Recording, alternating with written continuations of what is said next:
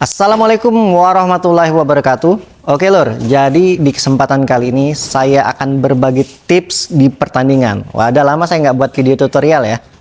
Boleh teman-teman jika ingin request video tutorial, baik teknik, taktik maupun strategi di pertandingan pencaksilat atau apapun itu, silahkan komentar di bawah. Kalau memang menurut saya ini menarik untuk dibahas dan bisa jadi pembelajaran, nanti akan saya buatkan tutorial videonya.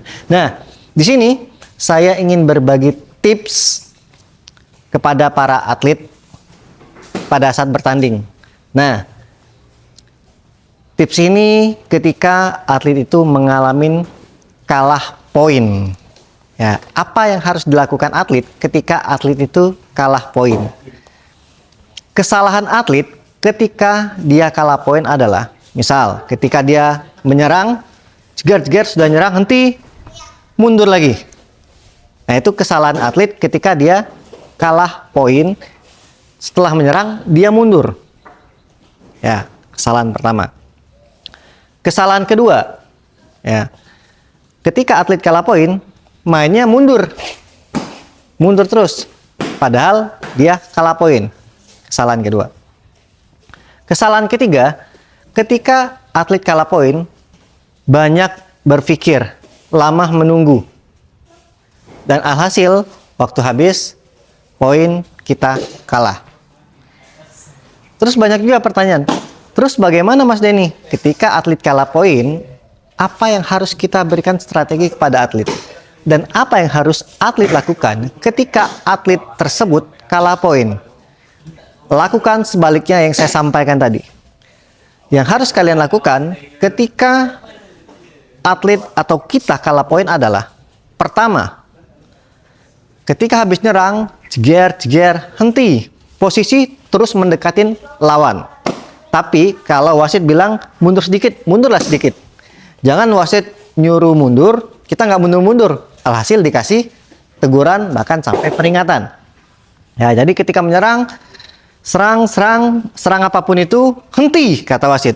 Posisi tetap mendekati dengan lawan, didesak. Ya, karena kalau kita yang mendesak lawan, biasanya lawan itu lebih cepat capek. Tapi kalau kita yang didesak atau kita yang dipres, kita lebih cepat capek atau lelah. Itu yang pertama. Terus yang kedua, ketika kita kalah poin, jangan banyak berpikir. Ya.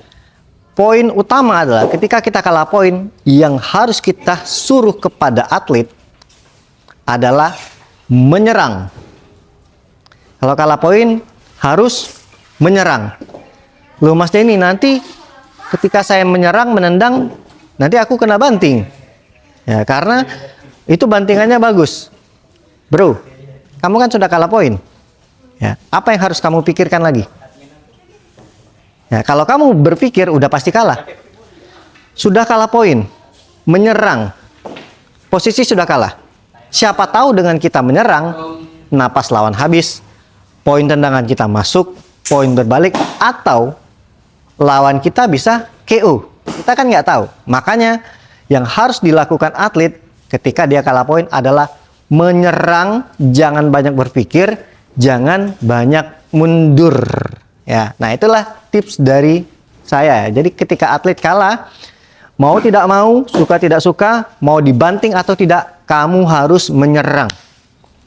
Jangan banyak take down ketika kalah poin. Kamu buru-buru take down, apalagi kalau waktunya berjalan terus ya. Kalau waktu berjalan terus, malah itu merugikan kalian. Tapi kalau bertandingnya di multi event, pasti dia 2 menit bersih. Nah, biasanya waktu yang berjalan terus ini pertandingan open, pertandingan pemasalan itu berjalan terus. Ya, jadi ketika kalah, jangan banyak take down karena itu banyak membuang-buang waktu. Serang dengan teknik serangan, baik pukulan, tendangan. Take down itu kan, jatuhan itu kan poinnya 3. 1 kali pukul, 1 kali tendang, udah terbalas itu. Pasang lagi, kasih jarak lagi. Tapi jangan deket, serang banyak-banyak ya, dihitungnya tetap 1 serangan. Ya, oke. Disimpulkan, pertama, jangan banyak mundur ketika kalah poin. Kedua, jangan banyak berpikir. Ketiga, kamu harus menyerang lawan. Ya, harus berani menyerang. Intinya seperti itu. Keempat, ya berdoa. Dan yang pastinya ketika kamu kalah poin, kamu harus punya fisik ekstra. Kalau kamu nggak punya fisik, kalah poin, sudah selesai kalian. Intinya tetap harus latihan. Ya memang namanya sparring atau bertanding itu butuh pengalaman. Semakin banyak kamu sparring, semakin banyak kamu bertanding, maka semakin banyak pengalaman yang kamu dapat. Oke, itu saja. Buat teman-teman, jika ingin dibuatkan tutorial, silahkan komentar di bawah. Salam persaudaraan, semangat!